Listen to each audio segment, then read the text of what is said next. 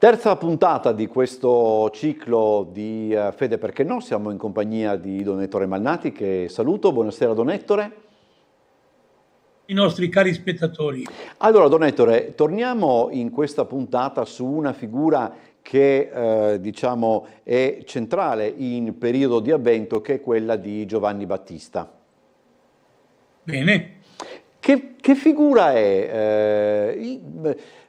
Appare come la Vox Clamans in deserto, delle volte sembra una specie, come dire, si sarebbe portati a considerarlo una sorta di santone ante litteram, eccetera. Chi è Giovanni Battista? Qual è il suo ruolo?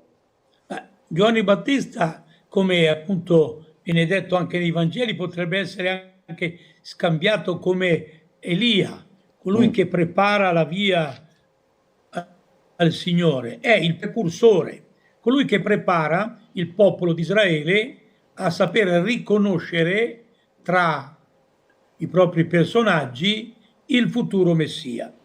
Egli è consapevole che Gesù di Nazareth, appena lo ha incontrato nel deserto, aveva le caratteristiche del Messia atteso.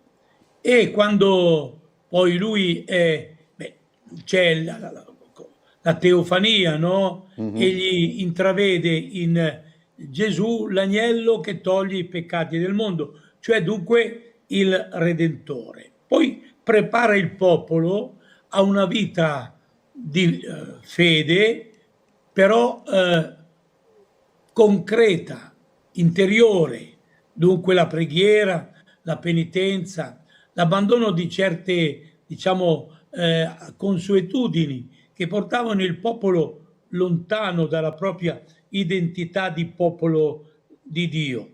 E quindi predica la penitenza, predica la preghiera. E Gesù è, nei confronti del Battista, è stupito in senso positivo. Lui stesso, prima della sua predicazione, quindi prima o dopo le tentazioni del deserto, anche egli va dal Battista e vuole quasi, diciamo, mettere il sigillo di autenticità per il suo comportamento. Alcuni appunto ci presentano Battista come, non so, un precursore anche della spiritualità di Qumran, oppure di una spiritualità degli zeloti. Comunque è un uomo di Dio che sente la necessità di predicare la penitenza, il senso autentico della vita religiosa, non fatta semplicemente di ritualismi, ma di un cambiamento del cuore. E Gesù lo, diciamo, stigmatizza in senso positivo. Dice: chi siete andati a vedere nel deserto? Una canna sbattuta dal vento? Chi siete andati a vedere? Un personaggio vistoso che vuole semplicemente apparire? No, siete andati a vedere nel deserto, ecco, colui che è veramente più di un profeta. Ecco, l'identità di Giovanni Battista, lui stesso si dice: io non sono degno di slegare i sandali del Messia. Lui stesso dice: io non sono il Messia, io sono colui che lo prepara, una voce, quindi che dice al popolo: attenzione, che i tempi sono compiuti, in mezzo a voi c'è uno che voi non conoscete, questi è il Messia. Quindi la figura del Battista è una grande figura.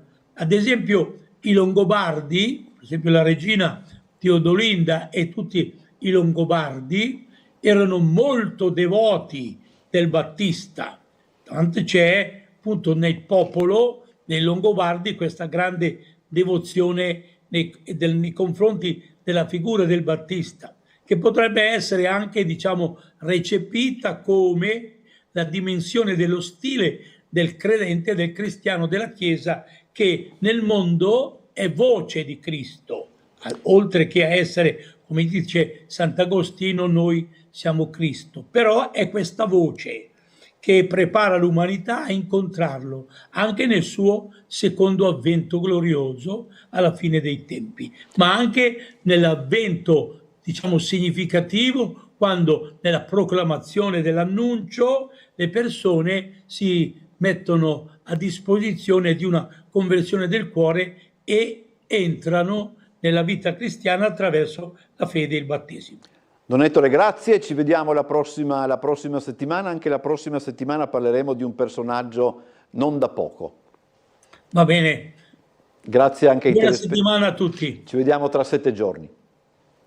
Molto bene.